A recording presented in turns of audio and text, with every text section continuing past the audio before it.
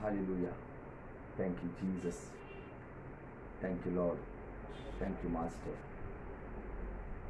Thank you, Lord Jesus. We worship you. We glorify your holy name. We praise your holy name. प्रभु जी आपके नाम को सारा आदर सारी महिमा देता हूँ। आइए हम प्रार्थना में चलते हैं। खुदावन यीशु मसीह के जलाली नाम में आज के इस दोपहर के समय में पिता परमेश्वर का यीशु नासरी के नाम में पवित्र आत्मा की अगुवाई में मैं दिल की गहराई से धन्यवाद देता हूँ। और प्रभु जी धन्यवाद देता हूँ कि परमेश्वर आपने फिर से एक बार यीशु अवसर दिया ताकि परमेश्वर हम आपकी खिदमत कर सके, ताकि हम आपकी इबादत कर सके, ताकि परमेश्वर हम आपको धन्यवाद दे सके, ताकि आपके चरणों के पास आकर सब कुछ दुनियादारी को भूलकर केवल परमेश्वर तेरी बातों में हम मगन हो सके। यीशु अवसर आपने हमें दिया परमेश्वर, आपने उसके लिए हमें लायक ठहराया, इसलिए हम तहे दिल से फिर से एक बार धन्यवाद देते हैं। और प्रभु जी आज की सभा को शुरुआत करने से पहले पिता परमेश्वर मैं मेरे जीवन को तेरे हाथ में फिर से एक बार नए सिरे से समर्पित करता हूँ। मेरे जीवन से जानबूझकर अनजाने में जो गलतियाँ जो गुनाह अगर हुए उन सभी को कबूल करता हूँ और विनती करता हूँ कि यीशु नासरी तेरे पाकीज़ा लहू से मुझे धोकर शुद्ध कर और मुझे तेरी सेवकाई के लिए पिता के राज्य को बढ़ाने के लिए पवित्र आत्मा की अगुवाई में मुझे तो सिद्ध कर। वास्तविक कोई सिद्ध नहीं है जब तक तू सिद्ध नहीं करता है। आज एक नई सीरीज तू मुझे सिद्ध कर ताकि मैं तेरी सेवकाई, आराधना, प्रार्थना और प्रभु आज का प्रचार आपकी इच्छा के अनुसार कर सको, ना कि मेरी इच्छा के अनुसार, आपकी महिमा के लिए कर सको, ना तो केवल मेरी प्रशंसा के लिए। प्रभु आज जो भी होगा सब कुछ आपकी महिमा का कारण हो, इसलिए प्रभु सारा माहौल तेरे हाथ में देता हूँ। जो लोग जुड़े हैं, जो जुड़ेंगे और जो बाद में देखेंगे उन्हें भी मैं तेरे हाथ में देता हूँ। आज का वचन समझने के लिए तेरे समझ बुद्धि ज्ञान के आत्मा उनके अंदर काम करे। प्रभु जी धन्यवाद देता हूँ, सारा आदर आपको देता हूँ। सारे नेटवर्क की प्रॉब्लम को यीशु नासरी के नाम में मैं जड़ से निकाल देता हूँ और डिक्लेयर करता हूँ कोई भी नेटवर्क की दिक्कत या कोई भी हमारी सेवकाई में खलन नहीं आएगी, ये विश्वास से स्वीकारता हूँ। धन्यवाद देता हूँ, सारा आदर आपको देता हूँ। मरकुस 11:24 के साथ सहमत होता हूँ। जो मांगा है वो मैंने पाया है। खुदावंद यीशु मसीह जो था, जो है, जो आने वाला, अल्फा और ओमेगा, आदि और अंत कहलाने वाला, उस जीवित यीशु के नाम में मांगता हूँ। इसे सुन और ग्रहण कर पिता। आमीन, आमीन, आमीन। सबका खुदावंद यीशु मसीह के नाम में मैं पास्टर राजू ठाकुर पुणे महाराष्ट्र से आप सभी का दिल की गहराई से हार्दिक स्वागत करता हूँ। और निश्चय परमेश्वर आज आपको बहुतायत से आशीषित करेगा।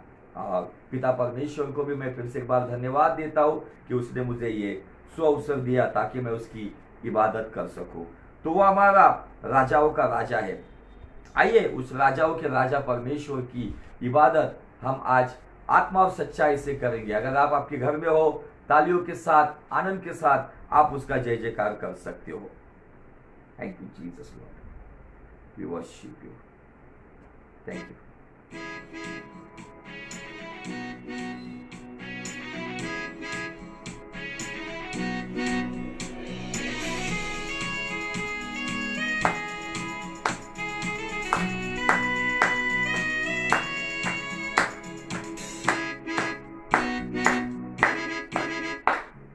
राजाओं का राजा है, वो प्रभुओं का प्रभु है। राजाओं का राजा है, वो प्रभुओं का प्रभु है। प्रभु यीशु मसीह, प्रभु यीशु मसीह, प्रभु यीशु मसीह, प्रभु यीशु मसीह। राजाओं का राजा है, वो प्रभुओं का प्रभु है।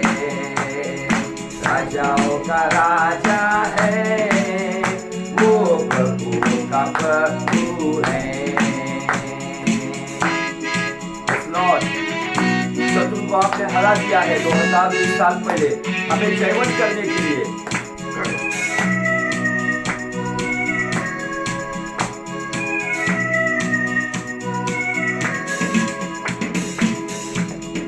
शत्रु को हरा दिया,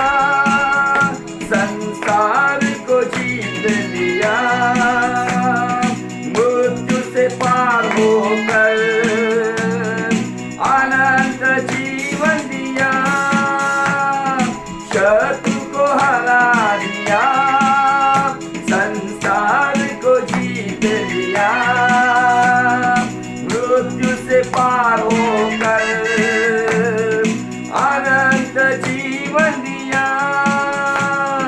वीरों का है वो वीर सदा के लिए, वीरों का है वो वीर सदा के लिए। बोलो राजाओं का राजा है, वो प्रभुओं का प्रभु है, राजाओं का राजा है, वो प्रभुओं का प्रभु है। प्रभु यीशु मसीह, प्रभु यीशु मसीह, प्रभु यीशु मसीह, प्रभु यीशु मसीह। राजाओं का राजा है, वो प्रभुओं का प्रभु है, राजाओं का राजा है, वो प्रभुओं का प्रभु है। परमेश्वर के लोगों, आज वो आपको बुला रहा है, वो अपनी आवाज दे रहा है, वो आपके पास आज उसके कलाम के द्वारा आ रहा है, वो अपने चुने हुए को उसकी महिमा के लिए बुला रहा है। बुलाए चुने हुए हम विश्वासियों के नाम, जय पाना ही है, वचन का है आवाज।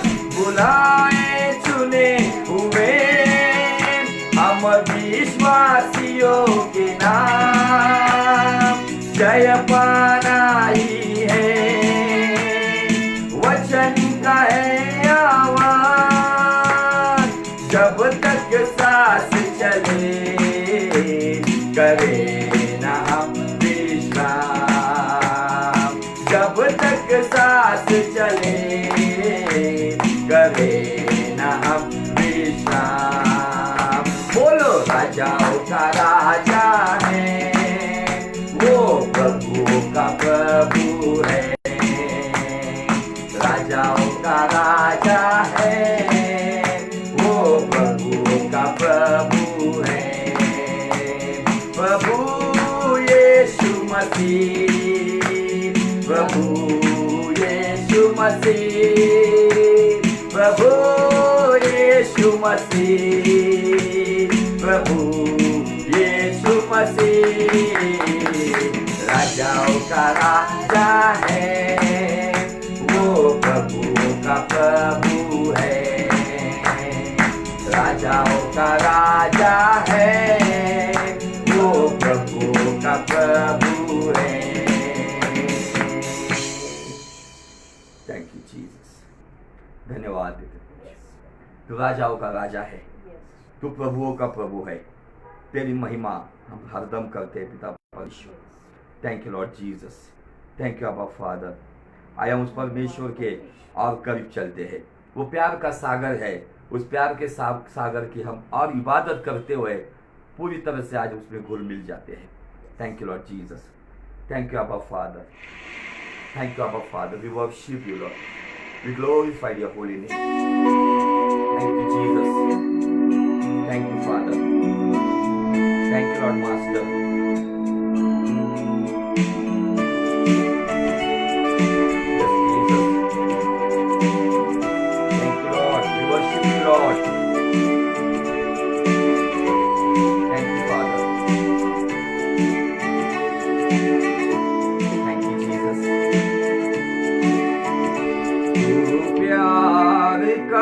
सागर सागर दया का तू है, तू प्यार का सागर सागर दया का तू है।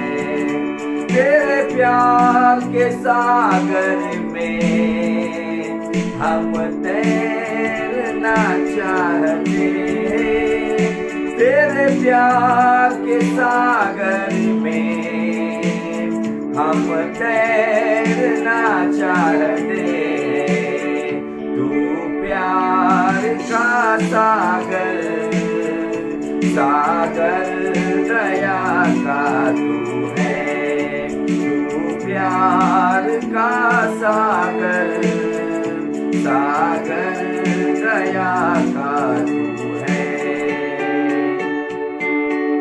उसकी गहराई को कोई नाप नहीं सकेगा, उसकी ऊंचाई को कोई नाप नहीं सकेगा। Thank you Abba father. तो खुदावन आपके और करीब आते राजा। Thank you Abba father, thank you Jesus, thank you Lord master.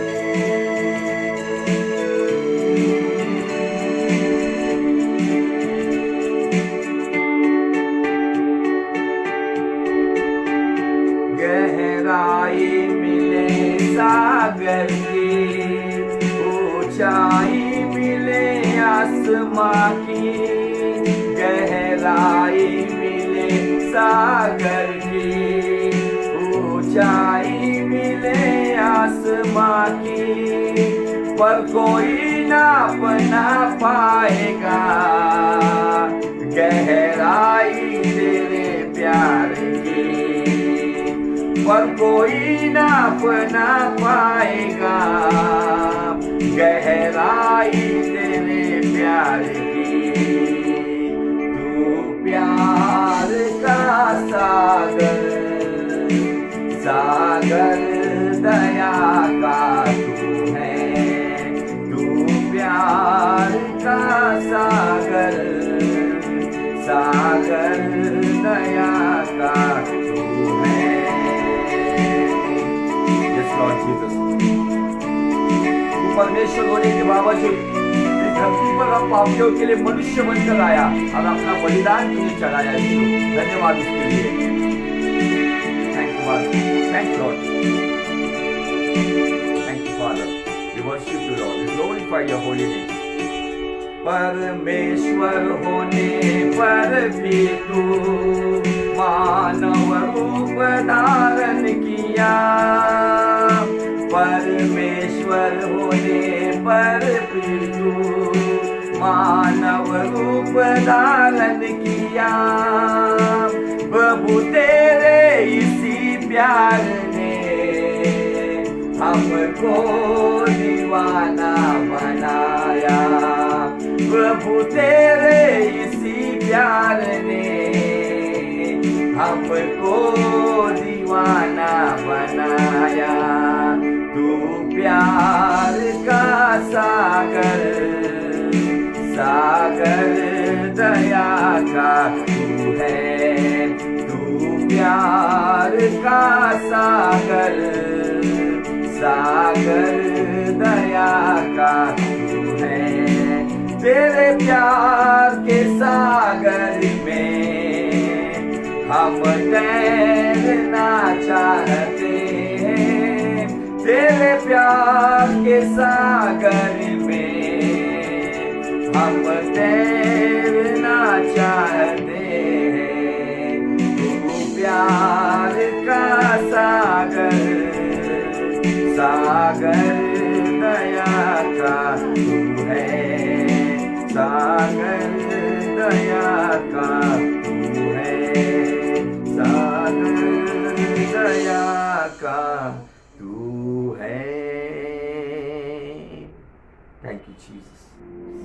Yes खुदावन, तुझे सारा आदर सारी महिमा देते राजा। मानो तो क्या तू जो उसे मिलने आता है, मृत्यु पाने वाला मनुष्य क्या कि तू उसे सुधि देता है।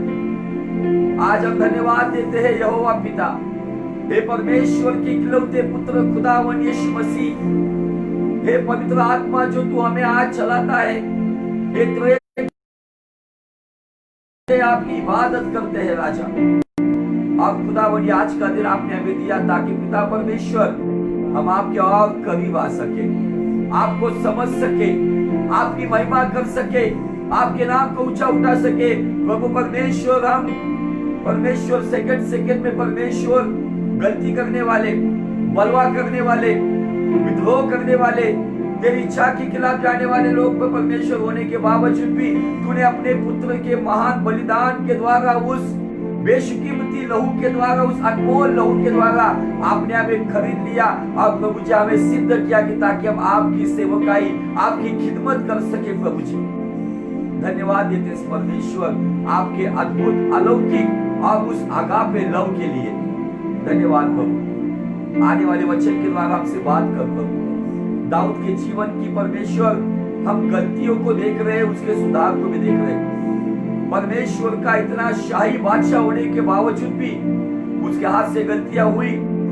जो दाऊद परमेश्वर के मन को भाने वाला, लेकिन उसने भी अपने जीवन में जो 3 प्रकार की गलतियां की, उससे हमें क्या सीख मिलती है, उसे समझने के लिए प्रभु आज पवित्र आत्मा की अगुवाई में हमारी आत्मिक आंखों को, हमारे आत्मिक कानों को, हमारे मनों के दरवाजों को खोल दे, ताकि खुदावन हम आपके कलाम को ग्रहण कर सके, उसे समझ सके और उस कलाम के अनुसार अपना जीवन आचरण के अनुसार आपको समर्पण करते रहे।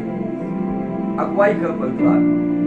सभी जो भाई बहन परमेश्वर आज इस लाइव वीडियो के द्वारा परमेश्वर इस सेवकाई में जुड़े हुए, जो जुड़ जाएंगे या जो देखेंगे, उन सभी को मैं आशीषित करता हूँ यीशु नासरी के नाम में। सहायता कर और प्रभु आपके लक्ष्य कदम पर चलने के लिए, आपकी इच्छा को अपने जीवन में सदैव पूरा करने के लिए, हर दिन, हर क्षण, हर समय पिता परमेश्वर तेरी इच्छा को जानकर परमेश्वर चलने के लिए, भले तेरी इच्छा को पूरा करने के लिए अपनी इच्छाओं का अगर घात करना पड़ेगा, अपनी इच्छाओं को कुचलना पड़ेगा, तो परमेश्वर उसको चलने के लिए पवित्र आत्मा का सामर्थ और परमेश्वर वो ढाढ़स हमें दे दे प्रभु जी, ताकि प्रभु हम शरीर को खुश करने वाले नहीं, तो आत्मा को संतुष्ट करने वाले तेरी आत्मिक परमेश्वर नस्ल बनकर परमेश्वर खड़े रहे। Thank you Jesus. दया कर प्रभु जी, लाखों हमारी गलतियों के बावजूद परमेश्वर आपने हमें संभाला प्रभु जी, हमें कभी टूटने न दिया प्रभु जी। माँ से गहरा प्यार करता है पिता परमेश्वर को हमसे। Thank you Lord. प्रभु हमें कभी तू बिखरने नहीं देता है, तो जब हम बिखर जाते हैं तो तू हमें अपने पुत्र के नाम में पवित्र आत्मा की अगुवाई में पिता तो हमें इकट्ठा करता है, और जहाँ से हम गलत हो गए थे वही से हमें नई शुरुआत देता है। लेकिन बहुत बार हम कभी कभी बातों को समझते नहीं, इन्हीं बातों को समझने के लिए आज प्रभु तो अगुवाई कर। धन्यवाद देता हूँ, सारा आदर आपको देता हूँ, महिमा आपको देता हूँ। मेरे जीवन को आपके चरणों में समर्पित करता हूँ। मैं पूरी तरह से रिक्त हो जाता हूँ, खाली हो जाता हूँ, ताकि मेरा ज्ञान, मेरा अनुभव, मेरा तजुर्बा, मेरी स्टडी परमेश्वर इस कलाम में ना आए, तो प्रभु जो कुछ भी आए तो पवित्र आत्मा सारी बातें आपकी ओर से आने दो। इसलिए मैं खुद को खाली करता हूँ। जुबान और शरीर केवल मेरा है, लेकिन आने वाले शब्द, प्रचार, मार्गदर्शन, डांट आए या हमारे लिए उत्तेजन आए, जो भी आए वो पवित्र आत्मा आपके द्वारा आए। सारा आदर, सारी महिमा आपको देते हैं। मरकुस 11:24 के साथ सहमत होते हैं। जो मांगा है पिता वो हमने पाया है। यीशु नासरी जो सारे जहां का उद्धारक, जो था, जो है, जो आने वाला, अल्फा और ओमेगा, आदि और अंत, वो परमेश्वर का मेमना, परमेश्वर का कलाम, जो यहूदा का शेरे पर, जो जीवित यीशु मसीह है, उसके पवित्र नाम में मांगता हूँ। सुन और ग्रहण कर पिता। आमीन, आमीन, हालेलुया। पिता परमेश्वर के नाम में आप सभी का मैं पास्टर राजू ठाकुर फिर से एक बार नए दिल से हार्दिक स्वागत करता हूँ। और अजीजों, जिस कलाम के ऊपर हम अध्ययन कर रहे हैं, जिस विषय पर ये लगातार फेसबुक मीडिया के माध्यम से ये 26वां भाग है, यूट्यूब के माध्यम से देखेंगे तो शायद ये 9वां या 10वां भाग होगा, और हम एक वचन के ऊपर अध्ययन कर रहे हैं। भजन संहिता 18:19 के अनुसार दाऊद महाराज यहाँ पे हमें कुछ बातें बता रहा है। क्या बता रहा है? चलो पढ़ते हैं। उसने मुझे निकालकर चौड़े स्थान में पहुंचाया, उसने मुझे छुड़ाया, क्योंकि वह मुझसे प्रसन्न था। और हम जिस विषय को लेकर अध्ययन कर रहे हैं, जो विषय हमारा यह है, benefit and safety from Lord satisfaction.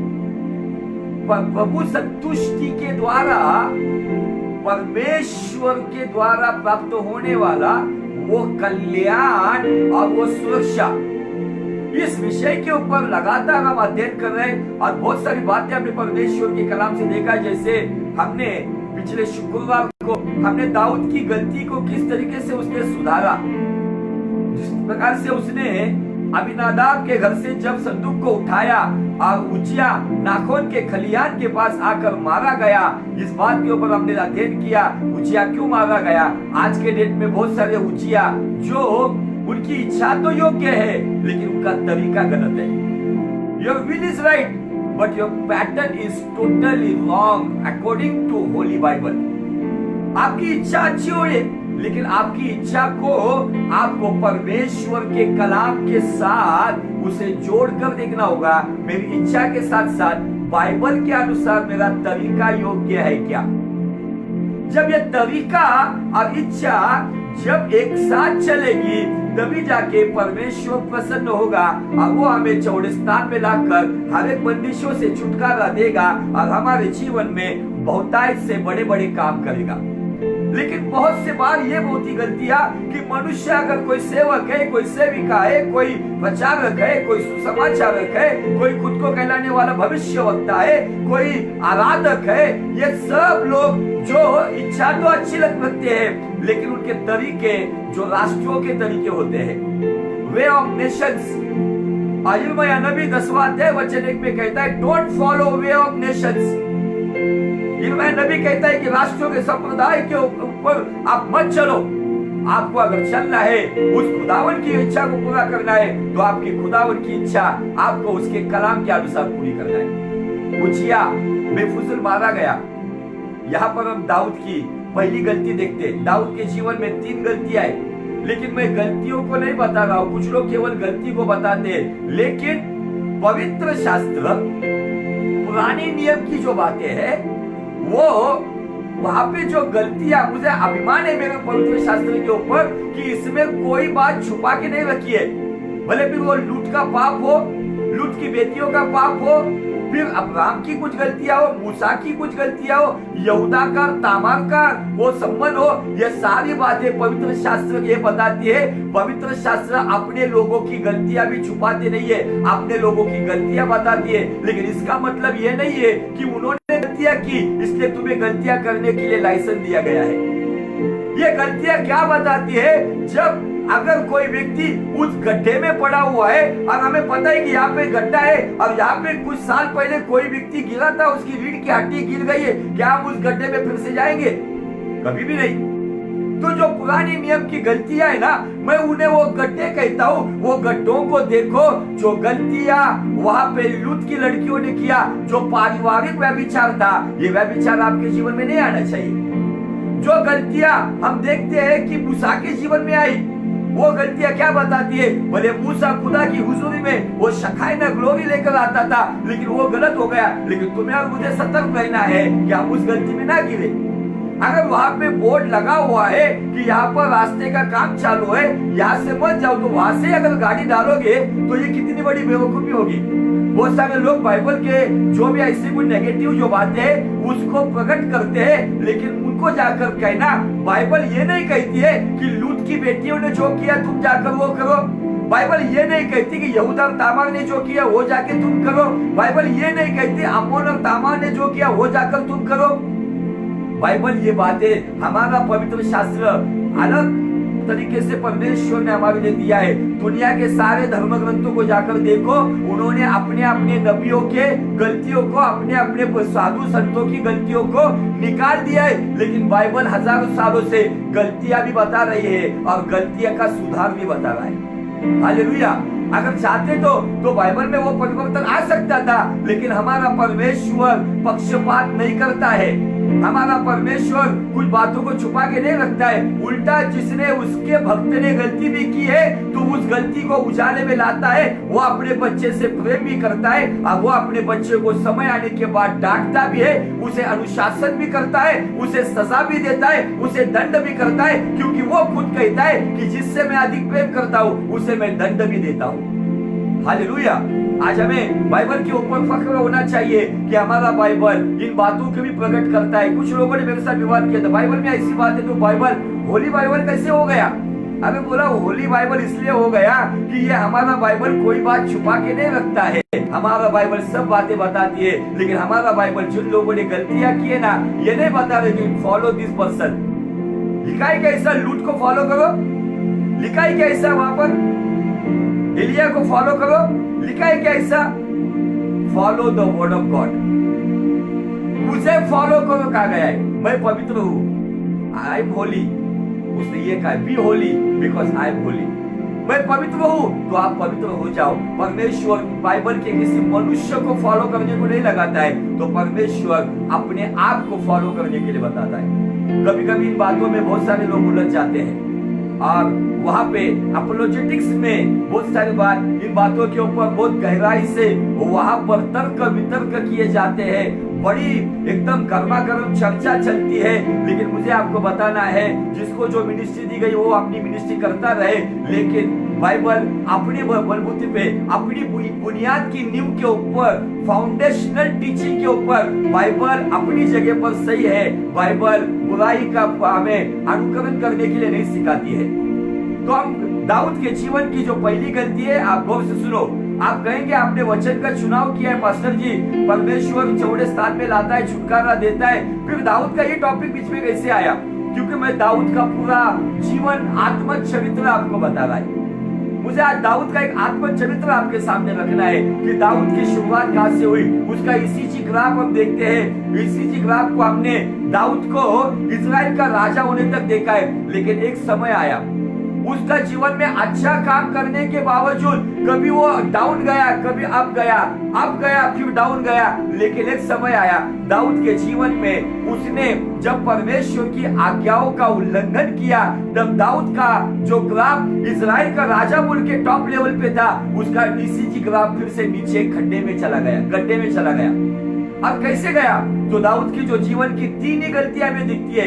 अब ये 3 गलतियां मैं आपको बताना चाहता हूं। गलती नंबर 1, आज्ञा या व्यवस्था के खिलाफ की गई गलती। जो उज्जिया का वहां पे उज्जिया हनन हो गया, उज्जिया मारा गया नाखून के खलियान के पास। वहां पे संदूक लाने की इच्छा योग्य थी, लेकिन तरीका गलत था, इसीलिए उज्जिया वहां पे मारा गया। तरीका ना वहां पे उज्जिया के पिता को, ना दादा को पता था, ना अबीनादाब को पता था, ना एलियाजर को पता था। अब यहाँ पर दाऊद ने जब मशवरा लिया, तो मशवरा लेवियों के पास से नहीं लिया कि जो व्यवस्था को जानते हैं। उसने मशवरा ज्ञानी लोग और सेना नायक का मशवरा लिया, इसलिए वो मशवरा फेल हो गया और व्यवस्था के खिलाफ, व्यवस्था के अनुसार संदूक को ना उठाया गया। इसीलिए वहां पे एक लास्ट वचन उस अध्याय का पढ़ के हम आज नए टॉपिक के पास जाएंगे। तो जहां पे पहला शामुएल उसका 13 अध्याय 13 अध्याय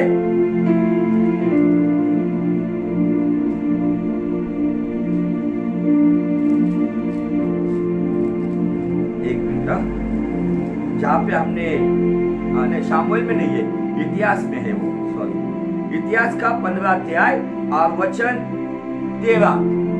पहला इतिहास, फर्स्ट क्रॉनिकल्स चैप्टर 15 वर्स 13।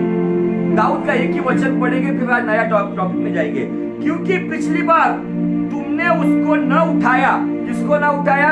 संदूक को दाऊद को तब समझा, संदूक को गाड़ी में डालकर नहीं लेके जाते हैं, तो संदूक को उठाया जाता है।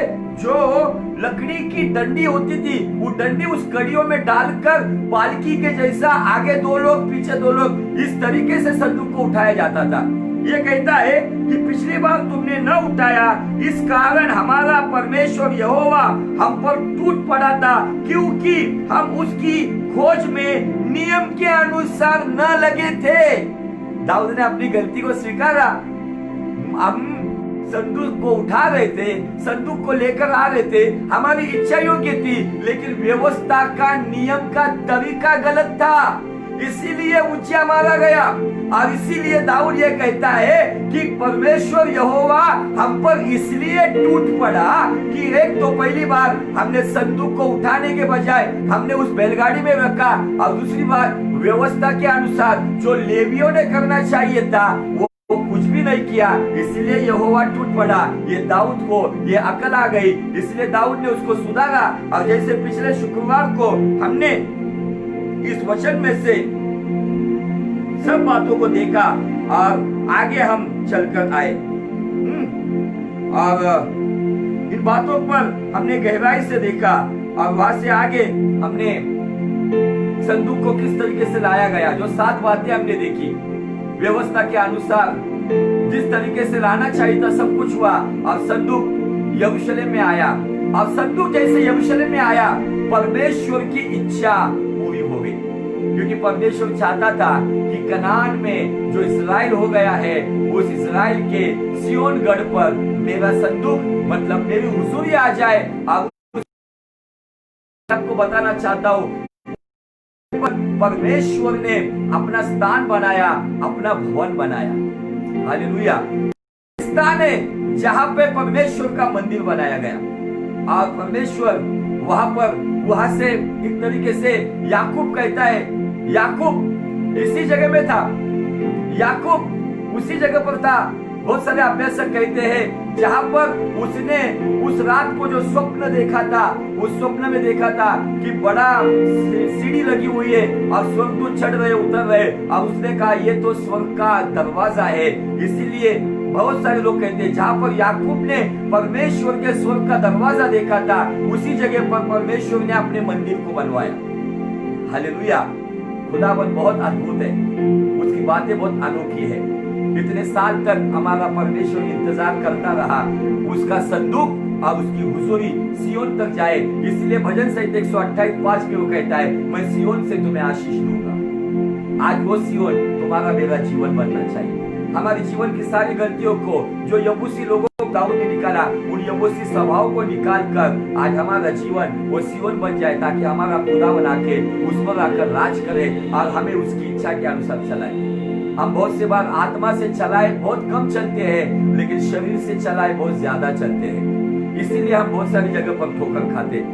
फिर ये सब बात हो गई, पहली गलती हो गई व्यवस्था के खिलाफ, और दूसरी गलती हो गई परमेश्वर की पवित्रता के खिलाफ, परमेश्वर की पवित्रता के खिलाफ। फिर क्या गलती हो गई? और ये गलती बहुत सारे लोग है ना, अपने मसीह लोग, मसीह प्रचारक भी बहुत मतलब इतना उसको नमक मसाला तेल आटा लगा के उसको बताते, और कुछ अन्य जाति के लोग जो एंटी क्राइस्ट लोग भी बताते हैं। लेकिन मुझे यहाँ पर आपको बताना है, जैसे उज्जियाह मर गया, व्यवस्था के अनुसार संदूक को लाने में दाऊद असफल रहा, जो गलती उसकी हो गई उस गलती को उसने सुधारा, बार बार वो गलती नहीं होगी। अब उसी के अनुसार जैसे दाऊद के द्वारा जो गलती हो गई, उस गलती को हम पढ़ेंगे। अब चलते हम दूसरा शामुएल, संदूक आ गया। संदूक आने के बाद दाऊद विजय से विजय प्राप्त करते गया और दाऊद सारी दुनिया में उसका नाम फैलता गया। परमेश्वर ने दाऊद को बहुत सारा आशीष दिया।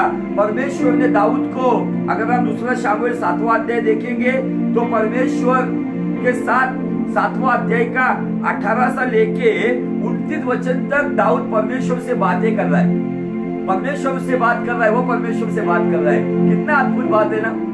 लेकिन एक बात आपको मैं सतर्क करना चाहता हूँ। कुछ लोग कहते हैं कि मैं स्वर्ग जाकर आया, मैंने फलाने सेवक को स्वर्ग में देखा, आत्मा में। हाँ, कुछ लोग कहते हैं कि मैं परमेश्वर के इस सेवक को देखा हूँ। लेकिन मैं आज आपको एक बात बताना चाहता हूँ, जो परमेश्वर के सामने बात कर रहा था ना, दुष्ट ने उसके भी मन के अंदर उस पाप के बीज को बोया। जो परमेश्वर से बात करने वाला वो पाप में गिर गया। इससे सबक क्या है तुम्हें? मुझे घमंड मत करो कि तुम बहुत प्रार्थना करते हो, बहुत अभिषेक है, बहुत तुम्हारे द्वारा फलाना सेवकाई हो रहा है। नम्रता से बने रहो। भले खुदावन से आप बात करते हो, आप वाणी को भी सुनते हो, लेकिन सतर्क रहो, ऐसा कुछ समय ना आ जाए कि दुष्ट आपके मन में, आपके खाली समय में, आपके अंदर वो बीज बोया जाएगा, और वही बीज को अगर आप उखाड़ कर फेंकेंगे नहीं, वही बीज आपके भीतर उस पाप के पेड़ को बनाएगा, और उस पाप के पेड़ को वहां पे दुष्टता के फल लगेंगे। दाऊद 7वें अध्याय आप घर से घर पे पढ़ो, 18 से लेके 29 तक परमेश्वर से बातें कर रहा है। उसके बाद दाऊद जयवंत से जयवंत होता है।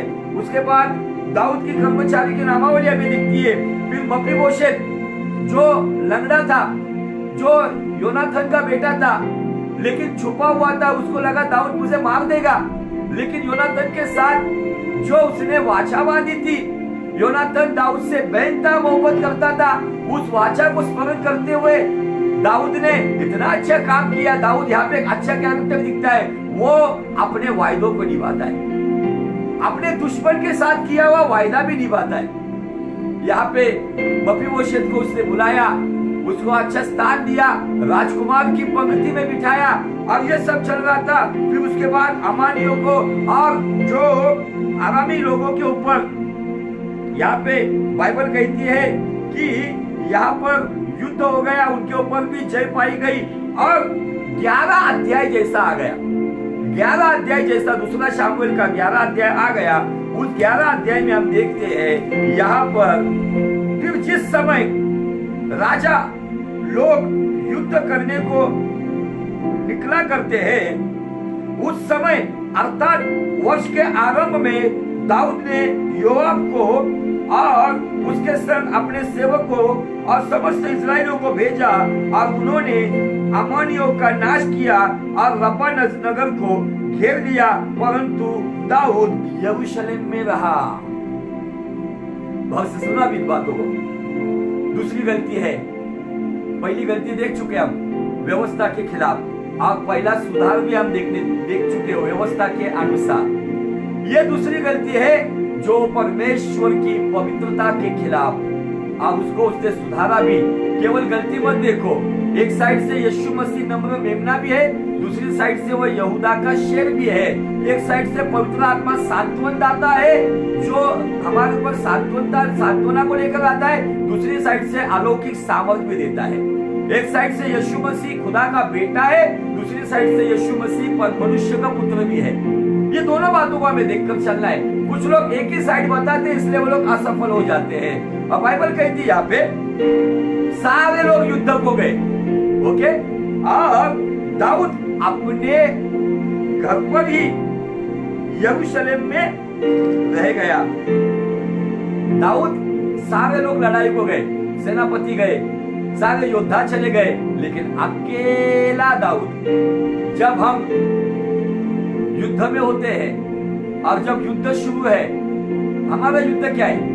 हमारा युद्ध इस सांसारिक बातों से नहीं है, मांस और लहू से नहीं है, तो हमारा युद्ध उन अंधकारिक शक्तियों से है, उन अधिकारों से है, उन अंधकार के हाकिमों से है, उन दुष्ट आत्मा के प्रमुख सरदारों से है। तो इस युद्ध में हमें अकेला रहने के बाद हम युद्ध नहीं कर सकते। इसीलिए बाइबल कहती है कि एक दूसरे के लिए प्रार्थना करते रहो, प्रार्थना में लवलीन रहो, क्योंकि दुनिया की एक कहावत ये भी है ना, खाली घर खाली दिमाग शैतान का घर होता है। अभी इस वचन को है ना, मैं थोड़ा सा है ना एक वचन के साथ जोड़ना चाहता हूँ। ये जो वचन दूसरा शामुएल उसका 11 अध्याय और वचन 1 में क्या दिया है? दाऊद ने सबको भेज दिया, लेकिन परंतु दाऊद यरूशलेम में रहा। देखो आगे, अभी एक वचन थोड़ा पीछे जाकर हम पढ़ेंगे। पहला शामुएल 18 अध्याय और वचन 14, 15 और 16। 14 नहीं पढ़ेंगे, 15 और 16 पढ़ेंगे। जब शाऊल ने देखा कि वह मतलब दाऊद बुद्धिमान है, तब वो उससे डर गया। दाऊद के अंदर शाऊल ने देखा ये बुद्धिमान है, मतलब युद्ध कला में बुद्धिमान है, युद्ध कैसे जीता जाए उसमें बुद्धिमान है। क्योंकि दाऊद को बुद्धि यहोवा के पास से आती थी। उसको बुद्धि क्यों मिलती थी? क्योंकि बाइबल कहती है स्पष्ट रीति से, the fear of God beginning of wisdom. जैसे परमेश्वर का डर हमें बुद्धि का उगम कहलाया जाता है। वो परमेश्वर के डर में था, इसलिए वो बुद्धि उसे मिलती थी। आगे 16 वचन कहता है, परंतु इस्राएल और यहूदा का समस्त लोग दाऊद से प्रेम रखते थे। इस्राएल के लोग, समस्त यहूदा के लोग दाऊद से प्रेम रखते थे। क्यों रखते थे? क्योंकि ऐसा लिखा है, वह उनके आगे आगे आया जाया करता था। आगे आगे मतलब वो वहां पर कोई चापलूसी नहीं करता था। बाइबल ये कहती है कि उस वक्त दाऊद को सेनाओं का प्रधान बना दिया गया था, और प्रधान कभी भी सेना के पीछे रुककर पीछे से कमांड देता है, तब सैनिक लड़ने के लिए चले जाते हैं। पैदल चलने वाले सैनिक, घोड़सवार सैनिक, हाथी के ऊपर के सैनिक, रथों के सैनिक, उनको वो कमांड करता है तब वो आगे जाते हैं। लेकिन यहाँ पे एक बात हमें दिखती है, यहाँ पे दाऊद थोड़ा उल्टा करता था। सारी सेना के आगे पहले वो चलता था और फिर सेना आती थी। इसीलिए वो लोग उससे प्रेम करते थे कि ये हमारी जान बचाने के लिए पहले ये आगे चलता है। हालेलुया। अब अभी ये दूसरे शामुएल को, ये पहले शामुएल का जो अध्याय हमने देखा, जो पहला अध्याय 18-16 को अगर हम यहाँ पे इस दूसरे शामुएल 11:1 से जोड़ते हैं ना, तो यहाँ पे दिया है सारी सेनाओं को भेज दिया गया, लेकिन महाराज अपने बेडरूम में आराम कर रहे थे। महाराज अपने शाही बेड पर सोए हुए थे। कभी कभी क्या होता है पता है, जब हम शुरुआत में बहुत अच्छी तरीके से चलते, शुरुआत तो बहुत आत्मा से होती है, लेकिन बाद में मनुष्य शारीरिक होना शुरू हो जाता है। शुरुआत में बहुत प्रार्थना जीवन होता है, शुरुआत में बहुत समर्पण होता है, शुरुआत में बहुत त्याग होता है, बहुत आत्मिक दशा में होता है। एक बार मिनिस्ट्री सेटअप हो गया, एक बार बाल बच्चे हो गए, एक बार धन दौलत मिल गई, बिजनेस नौकरी सेटअप हो गया, एक बार शादी ब्याह के सब प्रॉब्लम खुल गए। जो प्रॉब्लम क्लियर होने से पहले जो खुदावन के साथ बेइंतहा मोहब्बत करने वाले, जो प्रॉब्लम समस्या पूरी तरह से सॉल्व होने से पहले जो परमेश्वर के लिए जो दिन रात जुटा करते थे, लेकिन प्रॉब्लम क्लियर होने के बाद जो अपने बिस्तरों पे लेटते हैं, जिनको परमेश्वर के राज्य का और परमेश्वर का कुछ लेन देन नहीं होता है, उनके भीतर दाऊद के जैसा एक ऐसा स्वभाव आ जाता है कि जो लोगों के लिए लड़ने वाला, वो लोगों को लड़ने के लिए भेज रहा है।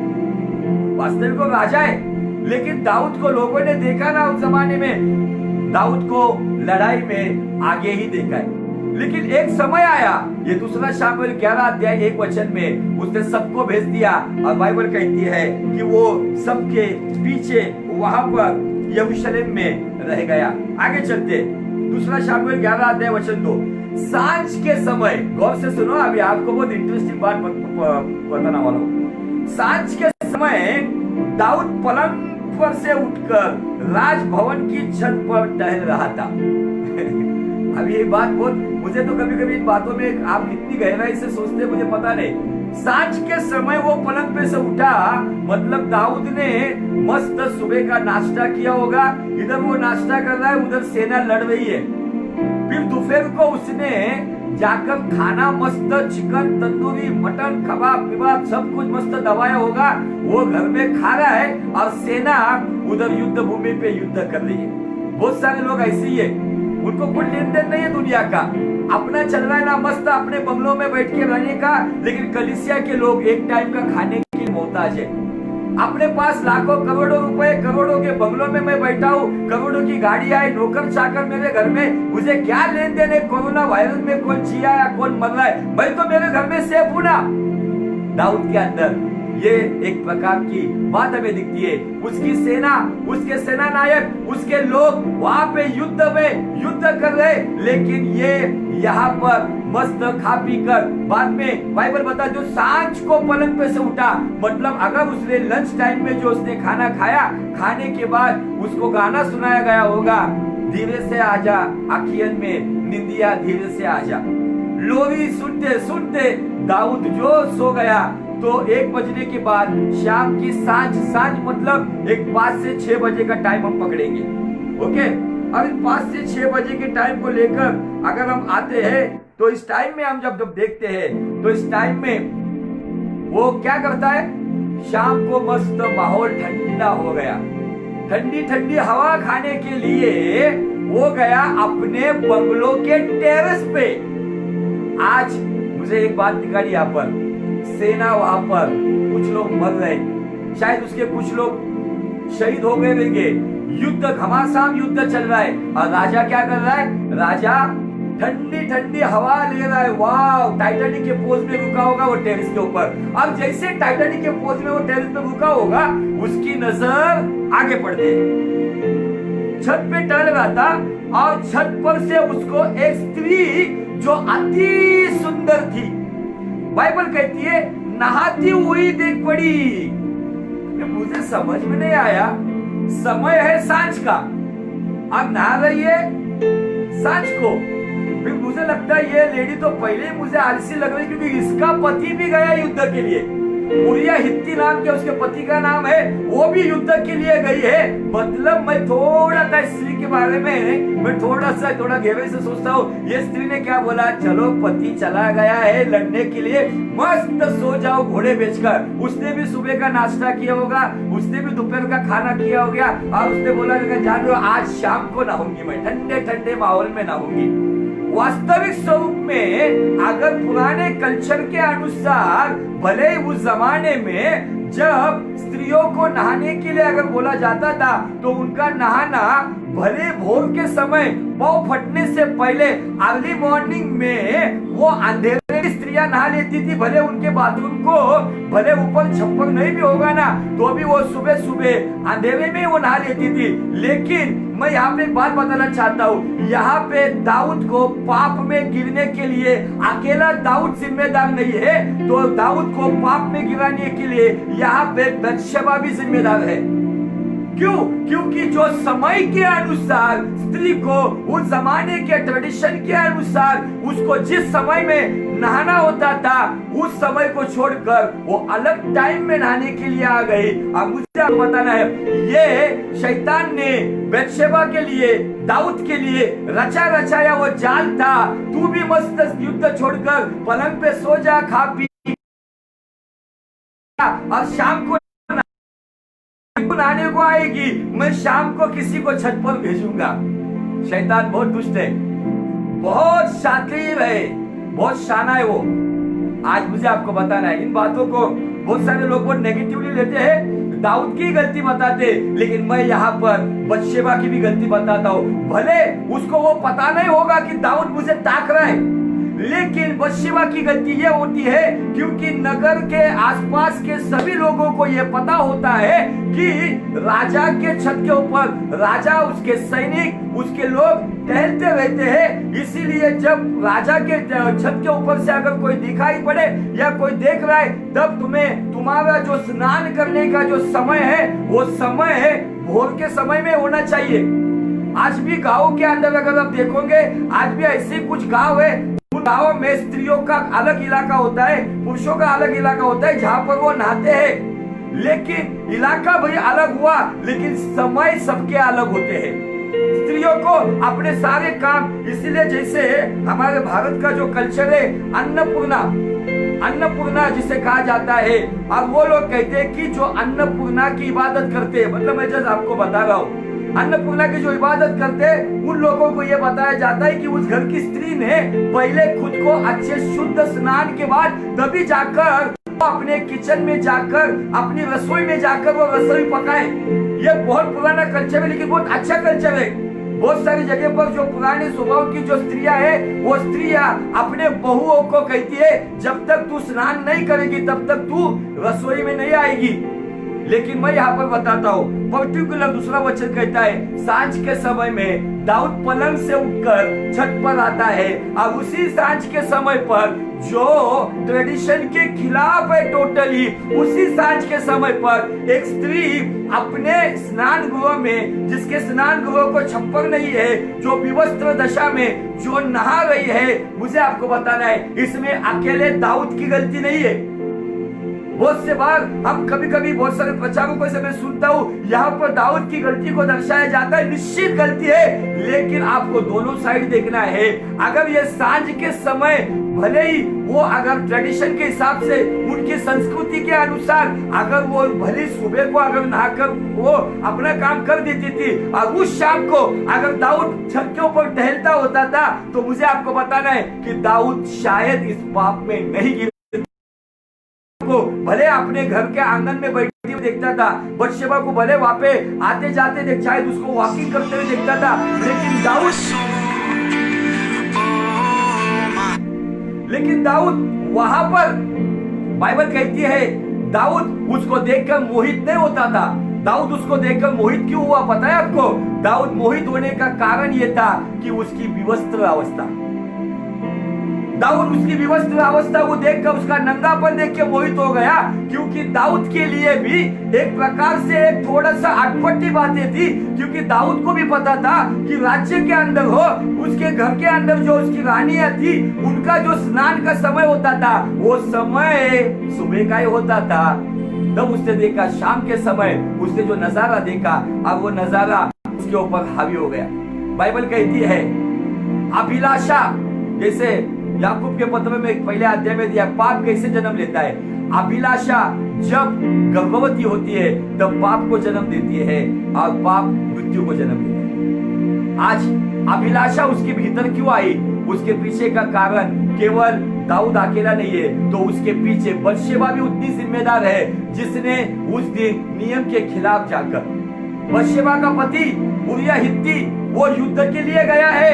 एक पत्नी का कर्तव्य वहां पर था, मेरा पति युद्ध के लिए गया है, उस पति के लिए मुझे दुआ करनी है कि हे प्रभु मेरे पति को शत्रु के आने वाले सारे वो बाणों से, सारे प्रकार के अटैक से, आने वाले हमले से बचा, और मेरे पति को जब वो यरूशलेम में आएगा ना तो उसको जयवंत बना के लेके आ। लेकिन उस वक्त बत्शेबा अपने ही धुन में थी, दिन भर सो गई, वो भी दाऊद के जैसा। और शाम के समय जो नहाने का समय नहीं था, वो नहाने के समय में वो नहाने के लिए आ गई। और वहां पर एक व्यक्ति नहीं, दो व्यक्ति, क्योंकि बाइबल नहीं दुनिया का तरीका है, ताली एक हाथ से नहीं बजती है, ताली दो हाथ से बजती है,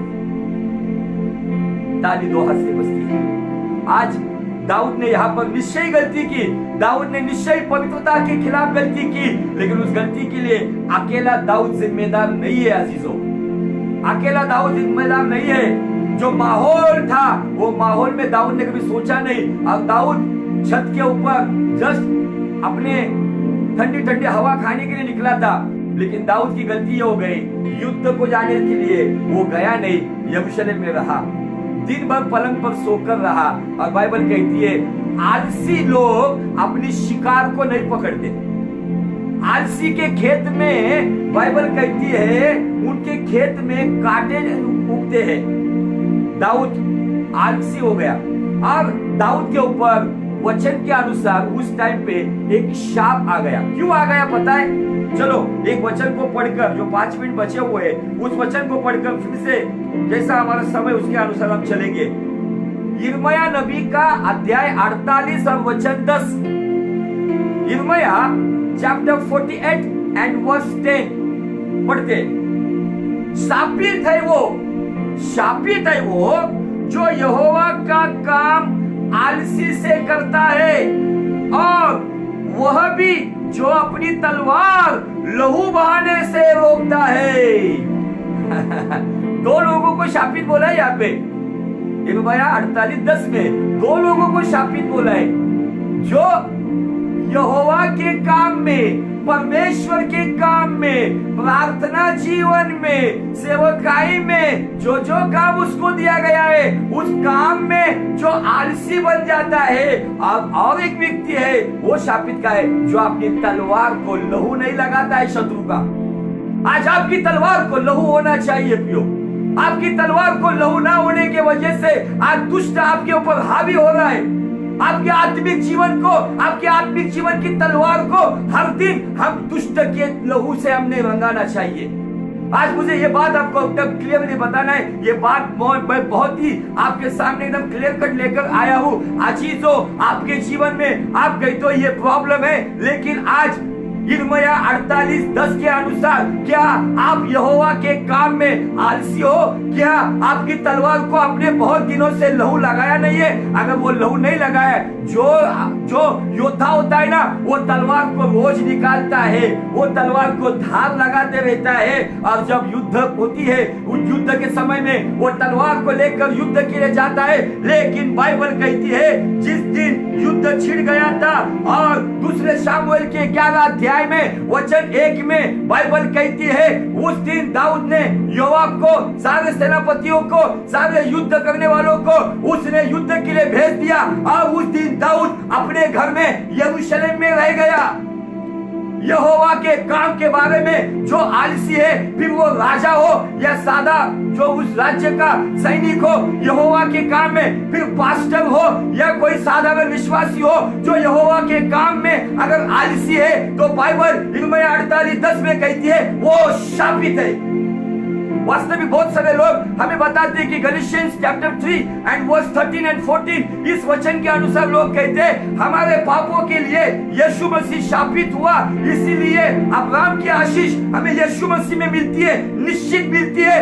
लेकिन कब तक? जब तक हम यहोवा के काम में आलसी नहीं होंगे, जब तक हम यहोवा के काम में हम पूरी तरह से सिंसियरली चलते रहेंगे, आशीष आती रहेगी। लेकिन यहोवा के काम में, परमेश्वर के काम में, पवित्र जीवन जीने में, उसके वचन के अनुसार चलने में, आत्मा की अगुवाई में चलने में जब हम आलसी बनते हैं तो हमारे ऊपर शाप आ सकता है। अगर राजा दाऊद पे आ गया है तो हमारे ऊपर क्यों नहीं आएगा? हालेलुया। इन बातों को आपको गहराई से समझना होगा। हम इन बातों के ऊपर बहुत गहराई से अध्ययन कर रहे हैं। ये 26वां भाग चल रहा है दाऊद के जीवन की। ये जो दूसरी गलती थी, पहली गलती की गई जो व्यवस्था के खिलाफ था, जहाँ पे उज्जियाह मारा गया, मुझे यहाँ पे बताना है। दूसरी गलती उसने पवित्रता के खिलाफ किया, वहां पे बत्शेबा का पति उरिय्याह हित्ती मारा गया। हालेलुया। आपको इन बातों के ऊपर बहुत ही गहराई से समझना होगा। हम कभी कभी परमेश्वर की बातों को बहुत हल्के में लेते हैं। हम परमेश्वर को बहुत हल्के में लेते हैं, बाकी दुनिया की बातों को बहुत सीरियस लेते हैं। मेरा टाइम यहाँ पे खत्म हुआ है, लेकिन मैं आज इस टाइम को खत्म करते करते मैं आज आपको फिर से आगाह करना चाहता हूँ। क्या मैं मेरा समय बर्बाद कर रहा हूँ? क्या इस लॉकडाउन में खुदावन ने मुझे जो समय दिया है, उस समय में मैं परमेश्वर में नहीं जी रहा हूँ? मैं अभी भी अपनी धुन में हूँ। तो मुझे आपको यहाँ पे सतर्क करना है। यिर्मयाह 48:10 के अनुसार शापित है वो जो यहोवा के काम में आलसी है, और शापित है वो जो अपनी तलवार को लहू नहीं लगाता है। एक योद्धा की पहचान है जिसकी तलवार को वो लहू पिलाता है। तुम और हम आत्मिक योद्धा है। आज इन दुष्ट शक्तियों का लहू हमारी प्रार्थना की, आत्मिक प्रार्थना के जीवन के द्वारा, आत्मा की तलवार के द्वारा हमें रोज उस प्रार्थना जीवन के द्वारा दुष्ट की सेना का संहार करना होगा। अब उसका लहू हमारी आत्मा की तलवार को लगना चाहिए, ताकि खुदावन देखे जो हमारा यहोवा निस्सी जो हमें जयवंत करता है, वो तुम्हें और मुझे देखकर उसे फक्र महसूस हो जाए। वाह, मेरा बच्चा आज भी शैतान के युद्ध में उसने दुष्ट की सेना का संहार करने के लिए आज जो प्रार्थना में उसने समय बिताया है, आज उसकी तलवार को दुष्ट की सेना का लहू लगा हुआ है। अब वो लहू देखकर उस वक्त मुझे ऐसा लगता है पिता परमेश्वर को हम पर फक्र होगा, क्योंकि जब दुष्ट का लहू हमारी आत्मिक तलवार को होगा तब पिता को फक्र क्यों महसूस होगा? पिता को फक्र इसलिए महसूस होगा कि उसे इस बात से बहुत खुशी हो गई, वाह, इस व्यक्ति के लिए मेरे इकलौते पुत्र का लहू जो मैंने दिया है ना, वो जाया नहीं गया, वो व्यर्थ नहीं गया। उसके लहू के द्वारा इसको मैंने खरीद लिया, इसलिए आज ये दुष्ट की सेना के साथ युद्ध कर रहा है। हालेलुया। आज खुदावन चाहता है कि हम इस तरीके से अपना आत्मिक जीवन जिए। क्या हम तैयार हैं? क्या हम इस बात के ऊपर अध्ययन करेंगे? दाऊद की ये दूसरी गलती यहाँ पर हमें दिखती है, लेकिन गलती के लिए जिम्मेदार दाऊद अकेला नहीं है। क्यों गिरा उस गलती में? जब हम प्रार्थना करना छोड़ देते हैं, जब हम संगति करना छोड़ देते हैं, जब हम ज्यादा से ज्यादा सोने में समय बिताते हैं, जब हम दुष्ट विचारों में घुल मिल जाते हैं, जब हम सामने दुनिया की जो नग्नता दिख रही है उस नग्नता को हम बार बार देखने की उम्मीद करते हैं, जब हम उस नग्नता का हम उपभोग लेने के लिए, उस पाप में लेने जाने के लिए हम लालायत होते हैं, तो मुझे बताना है बत्शेबा और दाऊद का पाप तो हजारों साल पहले हुआ है, लेकिन आज अगर कोई इस तरीके से चल रहा है ना, तो आज भी ये पाप उनके जीवन में हो सकता है। व्यभिचार का पाप हो सकता है, बलात्कार का पाप हो सकता है। क्यों? क्योंकि अगर हमारा जीवन अगर परमेश्वर की संगति में नहीं है। इसीलिए मुझे ये वचन में जब 2 तीमुथियुस 2 अध्याय और वचन 22 के साथ मैं जब जोड़ता हूँ ना, वहां पे बताया गया कि ये जवान अपनी जवानी के लालसाओं से दूर भाग और शुद्ध मन से प्रभु के पीछे चलने वालों के पीछे चल और धार्मिकता, विश्वास और प्रेम, इसी चीज का पीछा कर। कभी कभी हम संगति में नहीं रहते हैं ना, जब आत्मिक संगति नहीं मिलती है ना, जब हम फेलोशिप में नहीं रहते हैं ना, तो मुझे आपको बताना है, आप जब फेलोशिप से दूर चले जाते हो ना, तो आपके साइड में एक व्यक्ति खड़ा रहता है जो आपको दुनिया की फेलोशिप में आपको अच्छा मीठा लगने वाला, आपको भाने वाला, आपको इंप्रेस करने वाला उस फेलोशिप में लेकर जाएगा। परमेश्वर के एक सेवक है, उनका बहुत ही अच्छा स्टेटमेंट है, उनका नाम है, बहुत पुराने सेवक है, पास्टर चार्ल्स स्पर्जन। उनका एक छोटा सा वाक्य वो कहते हैं, जब तक हमें पाप कड़वा नहीं लगेगा तब तक मसीह मीठा नहीं लगेगा। फिर पाप कड़वा कब लगेगा? जब हम मसीह की सहभागिता में ज्यादा समय रहेंगे। हमें पाप कड़वा कब लगेगा? जब हम पवित्रता की चाल चलेंगे और ये गलत बात है, ये मुझे करना नहीं है, मुझे समझ आएगा। दाऊद उस दिन क्यों गिरा? क्योंकि दाऊद उस दिन युद्ध में नहीं था, दाऊद उस दिन सेना की फेलोशिप में नहीं था, दाऊद उस दिन तलवार को लेके नहीं निकला था, दाऊद उस दिन लड़ नहीं रहा था, दाऊद उस दिन वहां से यरूशलेम से दूर नहीं चला गया था। कुछ लोग अपने यरूशलेम में मस्त पड़े रहते, कुछ लेन देन नहीं है दुनिया का। हालेलुया। आज आपको ये बातों समझ, ये बहुत ही गहरा विषय है। मैं आज यहाँ पर रुक रहा हूँ, लेकिन आज मैं आपको प्रोत्साहित कर रहा हूँ अजीजों, हमारे जीवन में हम इस पवित्रता के खिलाफ गलती ना करें। दाऊद ने गलती की, लेकिन दाऊद ये नहीं कह रहा है कि परमेश्वर के लोगों तुम भी गलती करो, कुछ नहीं, कोई प्रॉब्लम नहीं है, पश्चाताप करो, प्रभु क्षमा करता है। कुछ टीचिंग्स आ रही है। एक बड़े सेवक का किताब मैंने पढ़ रहा था, जिसकी कलीसिया में हजारों लोग हैं। उस किताब के बारे में कल में कुछ लोगों का थोड़ा सा एक डिस्कशन चल रहा था। वो किताब में वो कहते हैं, वो किताब में वो व्यक्ति कहता है सुखी रहो, एकदम आनंदित रहो, लेकिन वो पूरे किताब में उसने क्रूस का जिक्र नहीं किया। और एक बात वो व्यक्ति कहता है, तुम किसके साथ पाप करते हो, तुम किसके साथ सोते हो, ये मत सोचो। हमारा प्रभु दयालु, कृपालु, ममतालु, विलंब से क्रोध करने वाला है, इसलिए डरो मत। अरे मेरे भीतर मेरे पाप का अगर डर नहीं है तो मैं पाप करते ही रहूंगा ना। बाइबल ये नहीं कहती कृपा बढ़नी चाहिए इसलिए पाप करते रहना चाहिए। पौलुस आगे कहता है रोमियो 6:1 में, कदापि नहीं, पाप एक बार हुआ, पश्चाताप करो, फिर से वहां पर मत। दाऊद ने ये गलती की, लेकिन दाऊद ये नहीं कहता है कि आप ये गलती मेरे जैसा करो। और दूसरी बात, दाऊद फिर से इन गलतियों में नहीं गिरा। दाऊद ने एक ही बार गलती की जो व्यवस्था के खिलाफ थी, जिसकी वजह से ऊंचा मारा गया। दाऊद ने दूसरी गलती की, वो गलती की वजह से उसके व्यक्तिगत स्वार्थ के लिए, व्यभिचार की लालसा के लिए जो पाप किया, उसके वजह से उसके घर में उसने वेश्या के पति को मार दिया, जिसका नाम था उरिय्याह हित्ती। तीसरी गलती उसने की, दाऊद ने परमेश्वर के सामर्थ्य के खिलाफ गलती की, उसने सेना को हजारों लोग मारे गए। लेकिन दाऊद ये नहीं कहता है कि बार बार ये गलती करो। दाऊद ये नहीं कहता है कि मैंने जो किया वो करो। पवित्र शास्त्र हमें इन बातों को बताता है, छुपाता नहीं है। लेकिन पवित्र शास्त्र ये अगुवाई नहीं करता है कि आप भी ये करो। पवित्र शास्त्र ये हिदायत देता है। दाऊद ने जो गलती की ना, निश्चय परमेश्वर ने क्षमा किया, लेकिन उसको सजा हुई। और वो सजा कैसी हुई हम अगले पार्ट में बुधवार के दिन देखेंगे और बहुत गहराई से देखेंगे। परमेश्वर बहुत अच्छा है, वो आपसे बेइंतहा मोहब्बत करता है। उसने अपने आपके लिए अपने पुत्र का लहू बहाया है। अभी वो चाहता है कि हम अपनी आत्मिक तलवार से दुष्ट का लहू बहाए। परमेश्वर के लोगों उसमें बने रहो, आलसी मत बनो, उसके साथ ज्यादा से ज्यादा संगति करो, उसके साथ ज्यादा से ज्यादा समय स्पेंड करो। अगर उसके साथ रहेंगे तो हमारे जीवन में आसपास कितनी भी अभिलाषाएं आएंगी, ये अभिलाषाओं में हम जयवंत होंगे, इन अभिलाषाओं में हम हारेंगे नहीं। इन अभिलाषाओं के ऊपर परमेश्वर हमें जयवंत करेगा। खुदावन आपको बहुत बहुत आशीषित करे।